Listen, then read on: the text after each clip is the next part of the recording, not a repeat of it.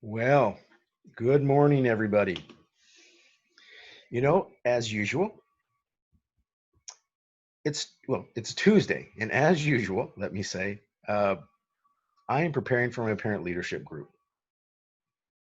For me, preparing for that group is really a reflection of, I guess you could say, my entire life. Uh, I'm paying attention to what's going on in the world. I'm paying attention to what families and parents are dealing with, and I am then examining all that information upon a body of wisdom. Every week in the parent leadership group, this is what we do. We study the wisdom teachers, we study, again, wisdom from all different sources. And then we look at our life and our life challenges to figure that out, to get some clues, to get a hint, to get some clarity, to find some hope, to find some personal resiliency. Now, that sequence of things is the best way to pursue what you're looking for, to pursue the solutions that you're looking for, right? There are many wisdom teachings which point to this. Again, what am I speaking to? If you have an issue you're dealing with, a challenge, a problem, a roadblock, whatever you want to call it, first seek out wisdom and then see what the wisdom teachings can offer you on whatever you're going through. The big mistake here people make is trying to figure stuff out from their own understanding. It's like, there's a file cabinet or what have you, files in your mind, right? That are there. You put them there. They all have a label, and you've put information inside based upon all your life experiences and everything else, right? And so then when you come upon some sort of roadblock, some sort of challenge or barrier, you reach into that file cabinet and you start, rifling through all the files, and then you start pulling out information. Now here's the trick, right? Here's the trick. And here's the situation. Here's the truth of the matter. When I'm as a counselor, I've been counseling for 30 years. I've been a family counselor for going on 11 years. And so what is counseling about? I mean, it's really almost 100% of the time meeting with people to try to be a guide or some source of wisdom that can be offered to people so they can see things differently, so they can take a different position on things, because up until that point they keep going back into their own file cabinet and their own files and trying to resolve things, and they're not getting the result they want, whether it's in a marriage, whether it's in business, whether it's in, of course, for me right now, with their family relationships, their family and marital relationships. Einstein said you can never solve a problem in the same paradigm in which it was created. So you got to go to a different paradigm. You got to go to a different way of seeing things. Now, this being said, I'm making this video today because I encounter so many parents who, I was going to say, are at their wits' end, but who have also reached a place of exhaustion, of confusion, a feeling of futility, and sometimes even hopelessness. And when that continues, it can create all sorts of different problems in an individual's life. It can obviously take its toll on the parent-child relationship. It can take its toll on a marital relationship. It can take its toll at work. It can take its toll on you personally. There is a price to pay, and people are paying it constantly. We might call that pain and suffering, if you will. And of course, people that I see are in some level of that, and and they want out, if you will, or they want that alleviated. They want that at least reduced some. But to get how you move through that is a whole other thing. But let me try to keep it simple. Again, this is for all of you out there, especially you parents, who you probably are saying to yourself, John, I've tried this, I've tried this, I've tried this, and I've tried this. None of it seems to work. None of it seems to work. I've done this, I've done this, I've done this. Tell me what I can do. Tell me what more I can do. That is a very reasonable request. It's a very normal request. However, it is not the right question. Tell me what I can do is not the right question to ask. One of the things you begin to see is that it's all about doing. What can I do? I've done this, I've done this, I've done this. Nothing has worked that I've done. So tell me what I can do. Right now you should be going, aha, I hear it. The do question, the do, what can I do? When I do, what do I do? And this fascination that we have as human beings with doing, again, that's very normal, especially when we're under high levels of stress and we want that alleviated as soon as possible. We say, what can I do? How can I get out of this? What can I do? Yet that is the red herring. That is the blue smoke and mirrors, that you got to be able to see through that, because we need to go to a different paradigm, as Einstein has said, as many other wisdom teachings have said. And I think a lot of times we don't like that answer as human beings. We don't like that answer. We don't like to come to the conclusion that there's nothing we can do, or maybe you've done too much. Those are two of the answers that parents often have to come to when they've done so much and they're just not producing the results. They finally get to a place of exhaustion and say, why are you exhausted? Well, because I've done this and I've done this and I've done this and I've done this. Oh, well, then you're exhausted because you've done too much, right? You've done too much. But then they'll say, well, John, but I'm hurting. My family is hurting. I'm upset or what have you, and I just need to know what to do. It's like, no, you can't go there. You can't go there. Why? Because you've already said that strategy doesn't work right now. That strategy doesn't work.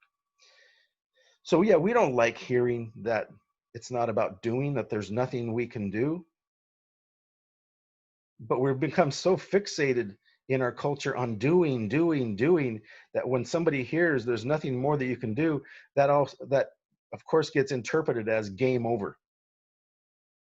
Game over. But let me tell you, that is not the end of the game by any means. It may just be the start. It may just be the start. In fact, let me share with you a quote that we use a lot of wisdom teachings and quotes in the parent leadership group. So I'm going to share with you a quote by Khalil Gibran. I hope that you know who Khalil Gibran is. He's written a number of things, but one of his, as far as I'm concerned, greatest works is his book called The Prophet. And all it is just there's like 20 something different pieces of, I guess you could say, wisdom in there that are very poetic in nature, but it's about people coming to him with questions of life that we all deal with, and he responds to that, right? But here's a simple quote of Khalil Gibran's that really speaks to what I just mentioned to you. Perplexity is the beginning of knowledge. Perplexity is the beginning of knowledge. Of course, we know what perplexity means: confused, baffled. And this is what parents bring to the playing field, if you will. When they're talking with me, they'll say, I am confused. Perplexed is not a word that people use a lot, but it should be used more, because people should come to me and say, I am completely baffled or perplexed about what's going on. I've tried this, I've tried this, I've tried this, I've done this, and none of it works. So I'm perplexed. And that's where people are tempted to say game over. The game is not over. In fact, Khalil Gibran says here, perplexity is the beginning of the game. It's the beginning of getting serious. It's the beginning of getting some good results. It's the beginning of actually knowing. It's the beginning of knowledge. It's the beginning of knowledge. Perplexity is the beginning of knowledge. Now, these quotes that I'm referring to, and I've got several others queued up here should I need them. These are not only wisdom teachings, but this is information that mature people should know. Mature people should know this. Why? Because we should be educated. We should be looking up to wisdom teachings to help us navigate what's going on in life. And the benefit of that, of course, is that you know the game isn't over. We're just getting started. Perplexity is the beginning of knowledge. So don't forget, Khalil Gibran. Look that up. Go to Google, put in Khalil Gibran, the prophet, and you'll see that work. It's so well known throughout the world, and can be very, very helpful. But let me ask you this. Well, I was going to say, what do you think the point of being on the planet is? That's a big question. I was going to say, what do you think the point of parenting is? But just as a human being on the planet, what are some things that we know for sure, for the most part, which kind of could point to, why are we on the planet? What is the point of parenting? Well, from a parent's perspective, you're a parent, right? So what does that mean? That means you've brought a child into the world, or that you're caretaking a child. And what is the point, if you will? What is the mission? What is the developmental task of a child? It's to mature. Well, what does it mean to mature? It must mean to move from an immature state to something more mature. We call that growing up. We call that raising somebody up. We call that bringing somebody up. Physiologically, as human beings, what do? We're laying flat on our bellies or on our backs when we're infants, but we learn to start moving and rolling over and start picking ourselves where? Up. We start picking ourselves up. Little kids eventually want to stand on their own 2 feet. Isn't this something that we talk about when we're parents? We want our children to be able to grow up and become independent and stand on their own 2 feet, pull themselves up by their bootstraps, if you will. There's all these up references. So we're here on some kind of journey, some vertical journey. We call it maturation. We call it individuation in psychology. That means the process of becoming your own human being, your own unique, authentic human being, which we all want as parents our children to become, right? Their own authentic human being. Become your own man, become your own woman. There's all sorts of references to this, right? So these are the things that we know. We also know that developmentally, as we're growing up, we move through different stages. So, and we also know that in order to do that in some way that's, I guess you could say, effective, we have to enter into a discipline. So we know that the process of maturation, growing up, becoming a mature individual, requires discipline. Parents are called disciplinarians. So we all need discipline. Why? Because we're immature, and in our immature state, we're not really of benefit to the world in any way. If we were to talk about immaturity at its core, we would be talking about narcissism, egocentricity, and grandiosity, right?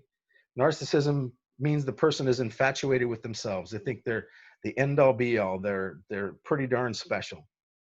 Egocentricity means that the world revolves around me. World revolves around the infant. And three, grandiosity is the person who thinks they know everything. Again, they're the end all be all. They, every word that comes out of their mouth is uh, a person should take as fact. So we all know people who exhibit these kinds of traits, and we probably all do it ourselves from time to time.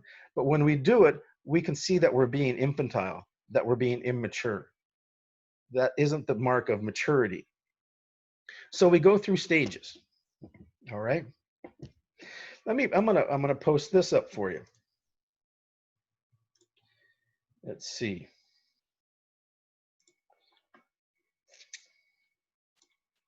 Again, this is another quote that we use quite often. Oops.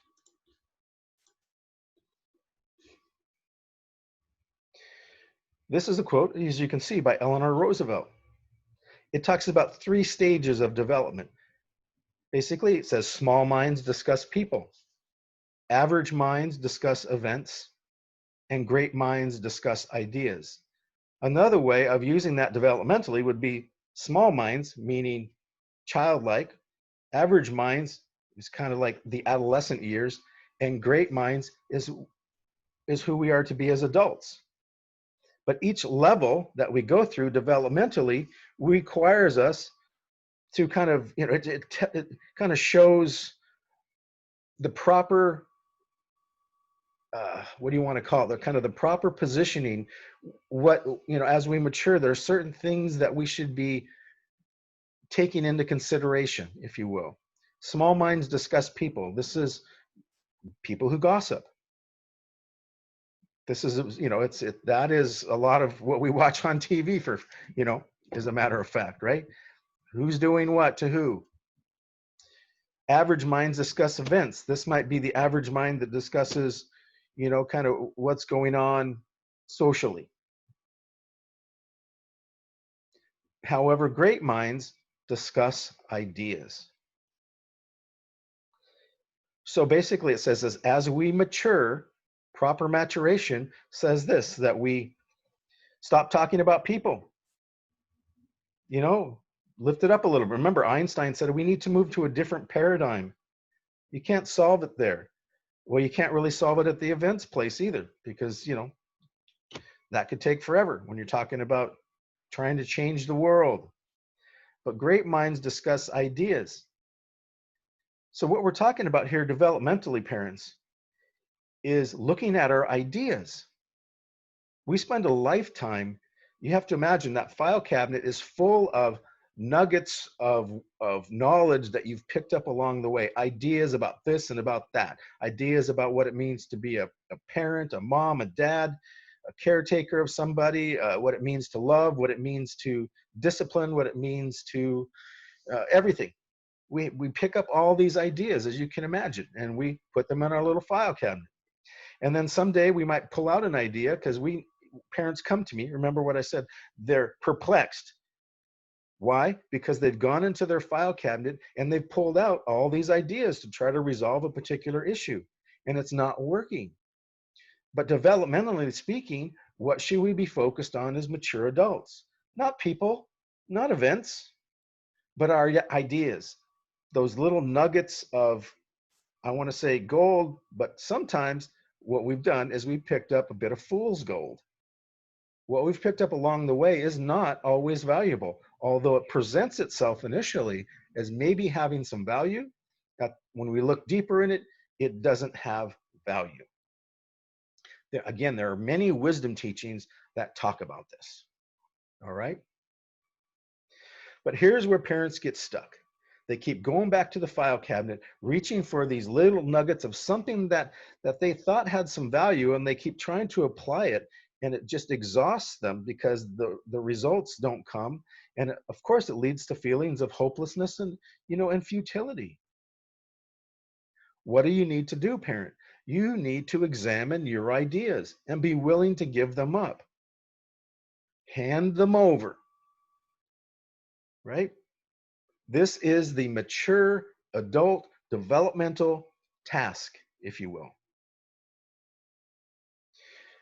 I want to share with you another quote.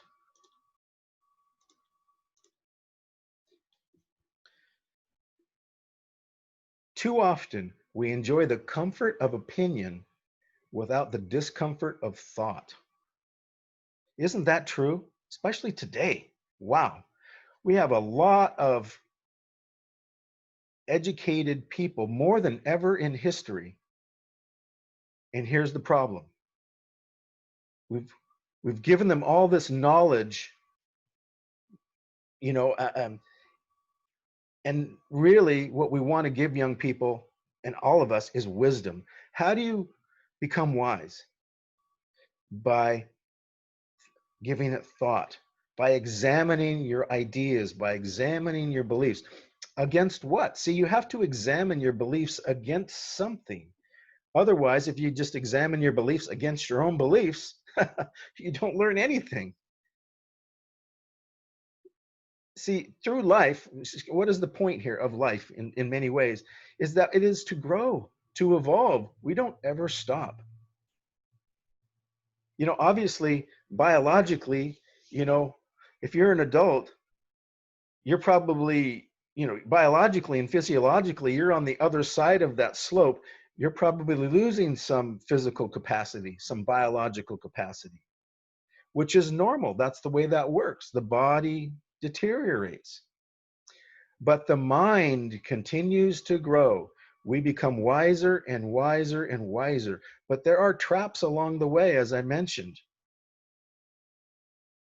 There's some real psychological traps that will stop a parent, an adult, from growing. But this is a quote that we should hang on to, that we should put on our refrigerators and just think about constantly. Remember, we all love to have our opinions, some of us more than others. And that's fine. We're all entitled to that, our opinion. However, we need to temper that. We need to refine our opinions through thought, if you will, especially if we're not getting our results, right? So for parents who come to me and say, I've done this and I've done this and I've done this, and what they're really saying is that I've tried this idea, I've tried this idea, I've tried this idea and this idea, and it's not working. Okay, well, the quote says, you've probably been exercising your opinion. And that's very true. I'll talk to parents a lot and who will say, I've told my son or daughter this and this and this, and I've told them to not do this and to do this and to what they should do and need to do and have to do. Those are all those ideas, but they kind of come in the form of opinions. But the quote says, if you're not getting your result, you need to give this some thought. You need to kind of look for something to test your ideas against. And this is where, in the work that I do, in the work that I've developed, and in the parent leadership group, we test our thoughts against greater sources of knowledge and wisdom. I mean, that's how we grow up. Talk about maturation. I mean, a son or a daughter, a child, an adolescent may have some really kind of distorted ideas about the world. And of course, as parents, we're disturbed by that because we're going, no, it's not a healthy idea. And so we begin to challenge that. Now, oftentimes that doesn't work very well, but at least you get the understanding here. Is that as human beings, we do have ideas that are counterproductive, that are put ourselves in harm's way, that are toxic, that are distorted. And of course, that's disturbing because those thoughts need to be challenged. Those thoughts need to be tested against a greater body of knowledge. So I want to keep this somewhat short today, although this understanding is not an easy one for people to get. It's not an easy one for people to get, but it's one that everybody wrestles with, right? Everybody wrestles with this. Maybe I'll show you one more, in this case, symbol. It's a symbol that I use a lot in terms of my own, that helps my own psyche and also for others and helpful to others. So,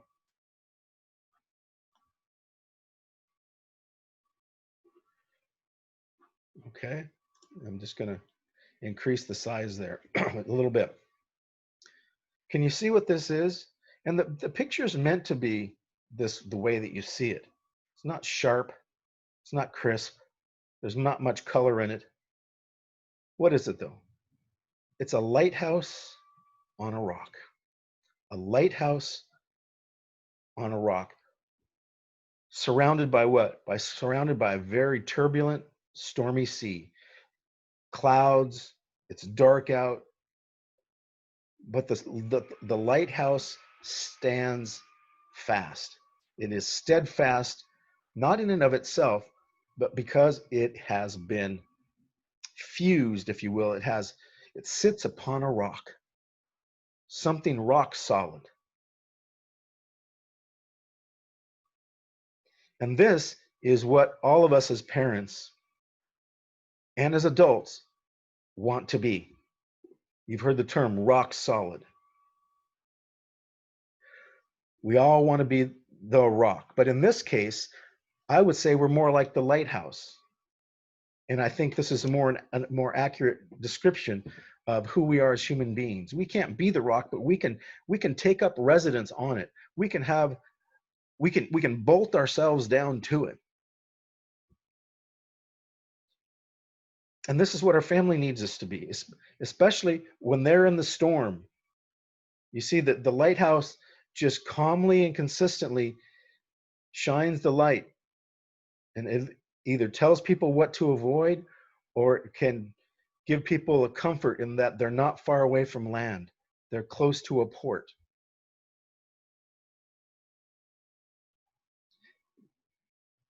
And I know this is what we all want as parents, to be like this for our family and especially our children when they're lost.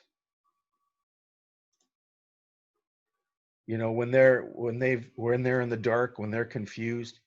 When they're confused, we want to bring clarity. When they're in the dark, we want to bring some light. When they're um, lost, we want to be a guide, bring some guidance. So the question, parents, is not what can I do? The proper question is, who can I be? Who does my son or my daughter need me to be right now?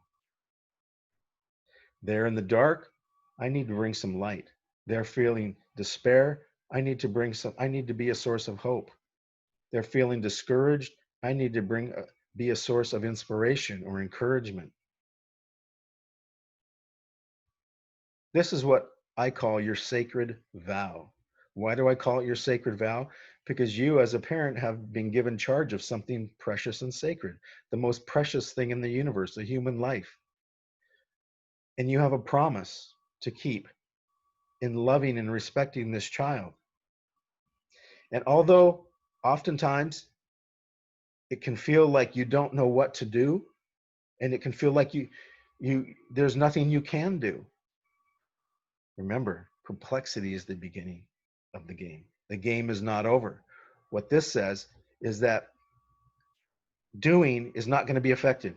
What's going to be effective is who you're being. The question is not what can I do? The question is, what am I called to be?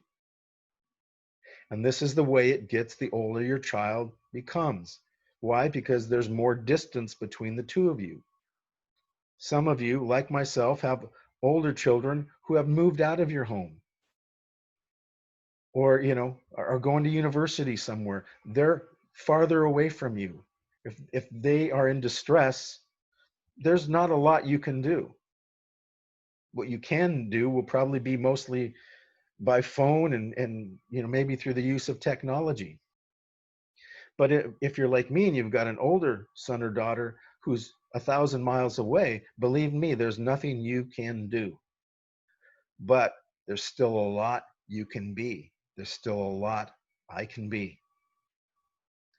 I know this whole being thing is hard to get your head around. Doing seems easier, more practical, because you can actually physically probably do something or say something. But being is a little more challenging to get your head around. However, it is the mature thing to do. And as a mature adult, it would be up to us to understand this and to have appreciation for it. It's a movement from doing to being, doing to being. So important to understand. So for a lot of different reasons that we talk about in my counseling sessions and in the parent leadership group.